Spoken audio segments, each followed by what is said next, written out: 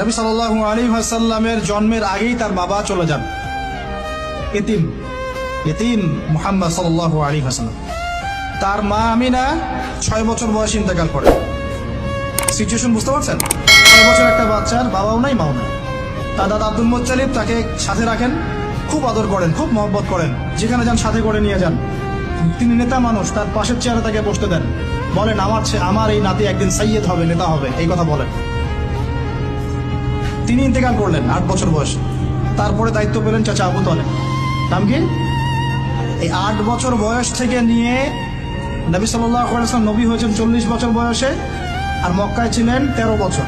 প্রায় 53 বছর পর্যন্ত, 8 থেকে 53 বছর পর্যন্ত এই যে লম্বা সময় চাচা আবু তালেব নবী সাল্লাল্লাহু আলাইহি ওয়াসাল্লামকে পাহাড়ের মতো প্রোটেক্ট করেছেন, পাহাড়ের মতো। পাহাড়ের পিছনে আপনি দাঁড়ালে কি বাতাস লাগবে?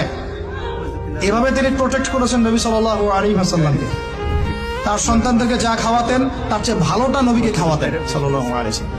স্পেশাল রান্না তৈরি করে তাকে ডেকে নিয়ে বসতেন, কারণ এতিম ছেলে, মনে কষ্ট আছে, হয়তোবা সবার সামনে বলতে পারে না, ব্যাপারটা বুঝেন না?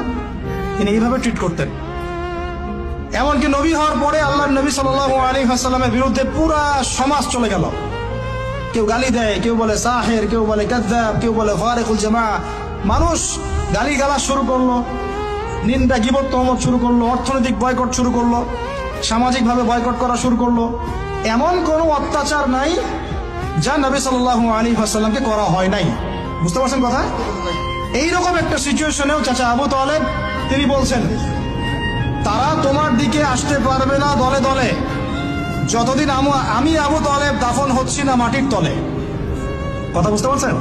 তারা তোমার দিকে আসতে পারবে না দলে দলে যতদিন আমি আবু তালেব দাফন হচ্ছি না মাটির তলে। এইরকম মানুষ চাচা আবু তালেব। মানে আমরা যারা এখানে উপস্থিত আছি, বাংলাদেশে 16 কোটি মুসলমান, সারা বিশ্বের যে এত কোটি মুসলমান, তার মধ্যে বেশিরভাগ মানুষকে যদি আপনি এক পাল্লায় রাখেন, চাচা আবু তালেবের অবদানটাকে আরেক পাল্লায় রাখেন, ওই পাল্লা ভারী হবে ইনশাআল্লাহ। কিন্তু শেষ পর্যন্ত চাচা আবু তালেব কালিমা লা ইলাহা ইল্লাল্লাহ করতে পারলেন না। কথা কি বুঝতে পারতেছেন ভাই? নবী সাল্লাল্লাহু আলাইহি ওয়াসাল্লাম বারবার বলতেছেন, চাচা খালি একটাবার কালিমা পড়েন, আমি আল্লাহর কাছে আপনার জন্য সুপারিশ করব, আমি আপনাকে জান্নাতে নিয়ে যাব, চাচা খালি একটাবার সাক্ষ্য দেন, শাহাদা দেন। হলো না। হাদিসের মধ্যে আসছে চাচা আবু তালেবকে জাহান্নামের সবচেয়ে উঁচু স্থানে রাখা হবে, যেখানে তার পায়ের গোড়ালি বা টাকনু পর্যন্ত আগুনে পুড়বে। এতেই তার মগজ টকবক করে ফুটতে থাকবে, নাউযুবিল্লাহ। নবী সাল্লাল্লাহু আলাইহি ওয়াসাল্লাম বলেন, আমি যদি না থাকতাম তাহলে আমার চাচাকে আরো নিচে রাখা হতো। এত কিছু করার পরেও ইসলাম কবুল না করার কারণে এই অবস্থা হলো।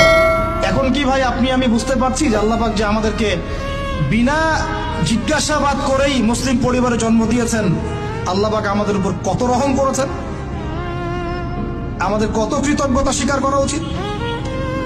বিশ্বাস করেন, আমাদের যে সকালবেলা টয়লেট হয় না, ওয়াশরুমে যান, টয়লেট করেন, আলী ইবনে আবি তালেব রাদিয়াল্লাহু আনহু এরকম বাথরুম থেকে বের হয়ে পেটে হাত দিয়ে বলতেন, মানুষ যদি জানতো এই যে শুধু ক্লিয়ার করে টয়লেট হওয়াটা কত বড় নেয়ামত আল্লাহ পাকের, তাহলেও সারা জীবন সেজদায় পড়ে থাকতো। আমরা এগুলো বুঝি না, শ্বাস নেওয়ার নেয়ামত বুঝি না, পানি পান করছি, পানি আল্লাহ পাক দিয়েছেন,